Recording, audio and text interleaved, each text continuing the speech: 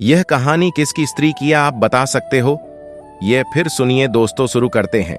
यमुना के किनारे धर्मस्थान नामक एक नगर था।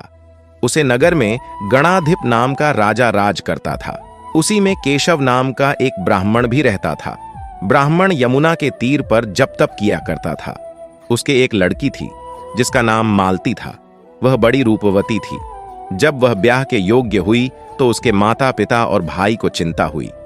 संयोग से एक दिन जब ब्राह्मण अपने किसी यजमान की बारात में गया था और भाई पढ़ने गया था, तभी उनके घर में एक ब्राह्मण का लड़का आया। लड़की की मां ने उसके रूप और गुणों को देखकर उससे कहा कि मैं तुमसे अपनी लड़की का ब्याह करूंगी। होनहार की बात कि उधर ब्राह्मण पिता को भी एक दूसरा लड़का मिल गया और उसने उस लड़के को भी यही वचन दे दिया। उधर ब्राह्मण का लड़का जहां पढ़ने गया था, वहां वह एक लड़के से यही वादा कराया। कुछ समय बाद बाप बेटे घर में इकट्ठे हुए तो देखते क्या हैं कि वहां एक तीसरा लड़का और मौजूद है। दो उनके साथ आए थे। अब क्या हो? ब्राह्मण, उसका लड़का और ब्राह्मणी बड़े सोच में पड़े। दैव योग से हुआ क्या कि लड़की को सांप ने काट लिया और वह मर गई। उसके बाप, भाई और तीनों लड़कों ने बड़ी भागदौड़ की। जहर झाड़ने वालों को बुलाया पर कोई नतीजा न निकला। सब अपनी अपनी करके चले गए।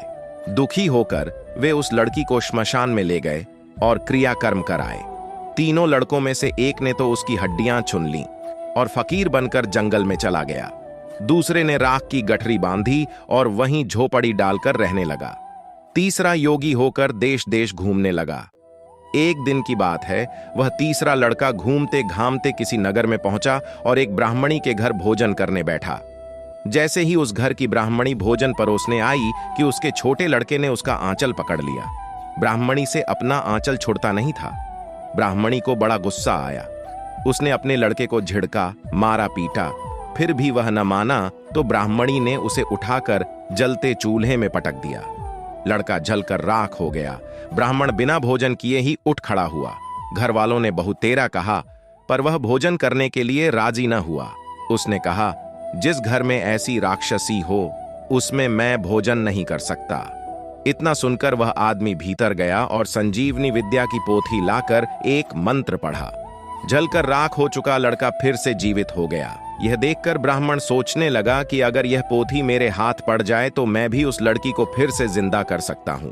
इसके बाद उसने भोजन किया और वहीं ठहर गया। जब रात को सब खा पीकर सो गए तो वह ब्राह्मण चुपचाप वह पोथी लेकर चल दिया।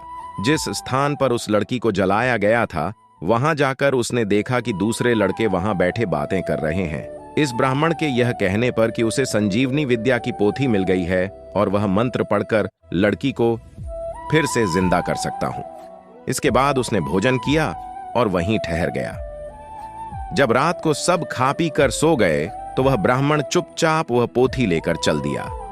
जिस स्थान पर उस लड़की को जलाया गया था, वहां जाकर उसने देखा कि दूसरे लड़के वहां बैठे बातें कर रहे हैं।